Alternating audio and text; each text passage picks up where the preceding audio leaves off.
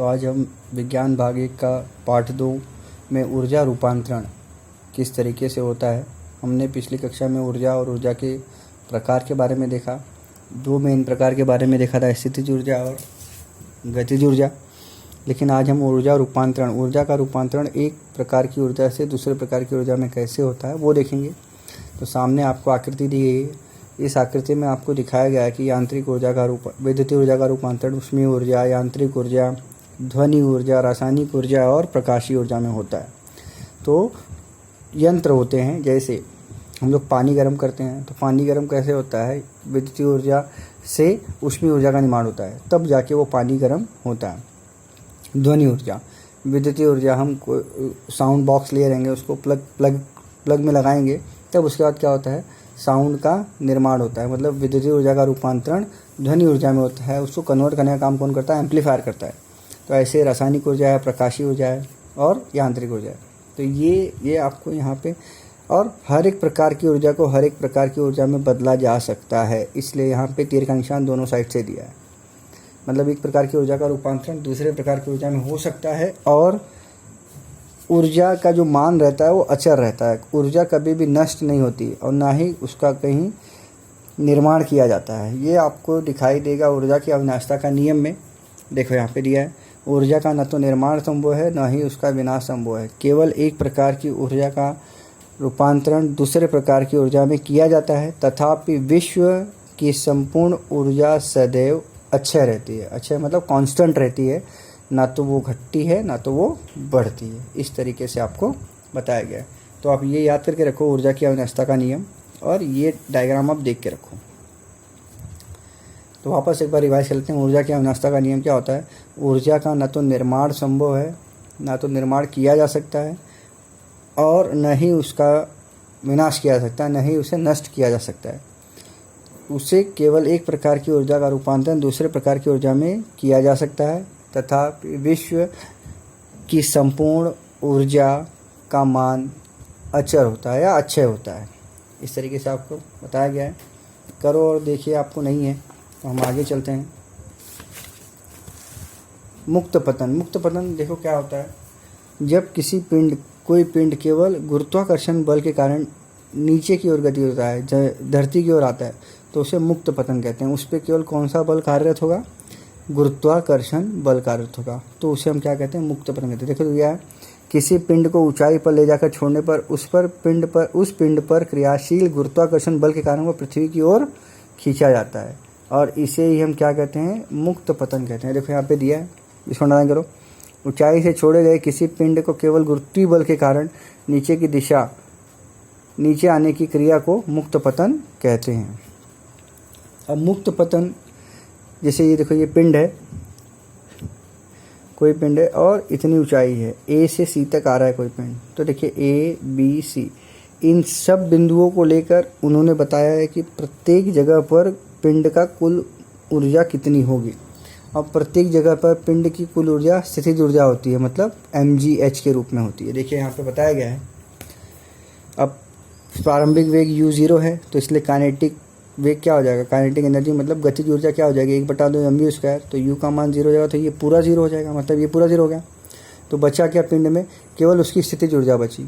तो कुल ऊर्जा क्या होती है, गतिज ऊर्जा धन स्थितिज ऊर्जा बराबर 0 धन mgh। तो बचा क्या फिर, कुल ऊर्जा mgh ए, बिंदु ए पर। अब बी पर आएंगे, तो बी पर, अब बिंदु बी के पास रहने पर x दूरी तय करके बिंदु P के पास आता है, तथा उसका वेग क्या हो जाएगा, v हो जाएगा। अब न्यूटन के गति संबंधी दूसरे नियम के अनुसार हम देखते हैं, v का वर्ग बराबर u का वर्ग धन 2as। अब इसमें u का मान 0 है, तो बचा क्या, vb का वर्ग बराबर 2gs। अब फिर उसकी गतिज ऊर्जा निकालेंगे यहाँ से, तो गतिज ऊर्जा निकालेंगे तो क्या आ जाएगा, इसकी जगह पे 2gx आ जाएगा।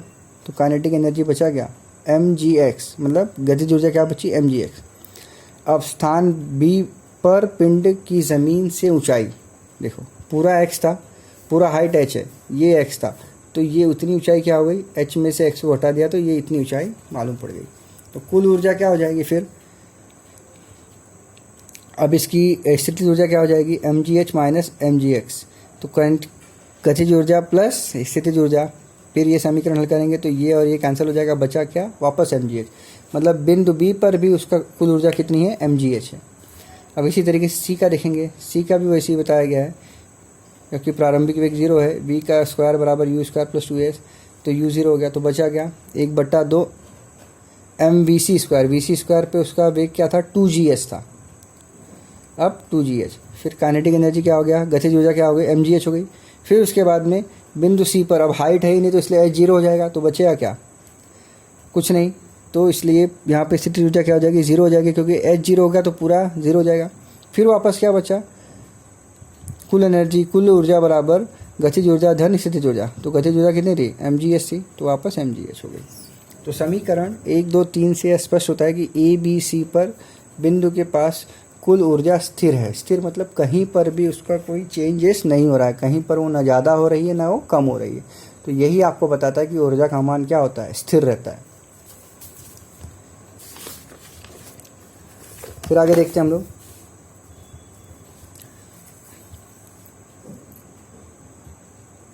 पावर, शक्ति। शक्ति आप देखते होंगे, शक्ति हम यूज़ करते हैं कि मेरे पास ज़्यादा पावर है या मेरे पास ज़्यादा शक्ति है, तो वो साइंटिफिक टर्म में हम जितना ज़्यादा काम करेंगे उतना ही ज़्यादा हम शक्ति वाले होंगे, ऐसा बोला जाता है। कार्य करने की दर को शक्ति कहते हैं। जैसे 2 उदाहरण ले लिया हमने, 2 लड़के हैं, एक जल्दी काम कर दे रहा है, एक लेट काम कर रहा है, या एक अधिक समय तक काम कर रहा है कि नहीं, तो उसके द्वारा हम लोग उनकी शक्ति का अनुमान लगाते हैं। जैसे यहाँ पे दिया है उपयुक्त उदाहरणों में, देखो, छत पर रखी गई पानी की टंकी आप बाल्टी से भरेंगे या मोटर की सहायता से। राष्ट्रीय यश और रणजीत की एक छोटी सी पहाड़ी पर जाना है। राष्ट्रीय मोटर से यश साइकिल से और रंजीत पैदल जाने का मार्ग चुन रहा है, तो कौन जल्दी पहुंचेगा। तो वहाँ पे ये सब विचार करके बताया गया है। प्रत्येक उदाहरण में दिया गया कार्य समान है, परंतु वहाँ कार्य करने के लिए प्रत्येक को अवस्था अथवा प्रत्येक पद्धति में लगने वाला समय भिन्न भिन्न है। क्यों, क्योंकि कार्य शीघ्र या मंद होने का प्रमाण शक्ति द्वारा ही दिया जाता है। जिसकी ज़्यादा शक्ति होगी उसका कार्य जल्दी हो जाएगा। अब यहाँ पे दिया है, देखो, शक्ति बराबर कार्य बटा समय, P बराबर W बटा T। कार्य की SI इकाई जूल है और इसलिए शक्ति की इकाई क्या हो जाएगी, जूल पर सेकंड हो जाएगी। वाट भी इसे कहते हैं, इसे आप याद करके रखिए। 1 वाट बराबर 1 जूल बटा 1 सेकंड। औद्योगिक क्षेत्र में जो हम लोग बिजनेस के लिए जो यूज़ करते हैं, जैसे हमारा घर का लाइट हो गया, तो इसको हम लोग किलोवाट पर आवर के हिसाब से देखते हैं, वो इकाई का उपयोग करते हैं और उसे हम लोग क्या कहते हैं, अश्व शक्ति। औद्योगिक क्षेत्र में हॉर्स पावर कहते हैं उसको, और इकाई का उपयोग प्रचलित है। एक अश्व शक्ति में कितने वाट होते हैं, 746 वाट होते हैं। व्यवहारिक उपयोग करने के लिए ऊर्जा की इकाई हम लोग किलोवाट घंटा, हम लोग देखते हैं अपने बिल में आप उठाओगे तो वहाँ पे kWh लिखा रहता है, तो किलोवाट घंटा बताया गया है। 1 किलोवाट शक्ति अर्थात 1000 जूल प्रति सेकेंड की दर से किया गया कार्य। ये रिलेशन बताया गया है जूल का और किलोवाट का। तो 1 किलोवाट प्रति घंटा बराबर 1 किलोवाट गुणे 1 घंटा। तो 1 किलोवाट में कितना वाट होता है, 1000 वाट होता है। और 1 आवर में कितने सेकंड होते हैं, 1 मिनट में 60 होते हैं, तो 60 मिनट में कितने होंगे, 3600 सेकंड। फिर उसका गुणा किया गया है तो आया है 3,60,000।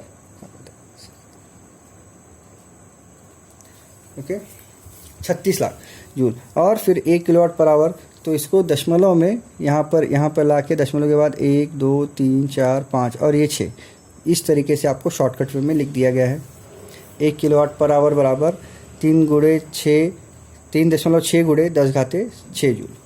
घरेलू कार्यों के उपयोग में आने वाली विद्युत भी किलोवाट पर आवर के हिसाब से दी जाती है, मैंने जैसे आपको बताया। तो 1 किलोवाट पर आवर बराबर 1 यूनिट। आप बिल देखोगे अपना, तो बिल में आपका यूनिट लिख कर आता है कि आपने 1 महीने के अंदर कितना यूनिट यूज़ किया है, और 1 यूनिट का प्राइस भी उसमें लिख के आता है कि 1 यूनिट का प्राइस इतना है। तो जितना यूनिट आपने यूज़ किया होगा उससे उसमें गुणा कर दीजिए, आपका अमाउंट आ जाएगा। तो इस तरीके से दिया है। तो इस तरीके से आपका ये पार्ट ख़त्म हो रहा है। आगे के जो भी पार्ट हैं उसको हम कंटिन्यू करेंगे। धन्यवाद।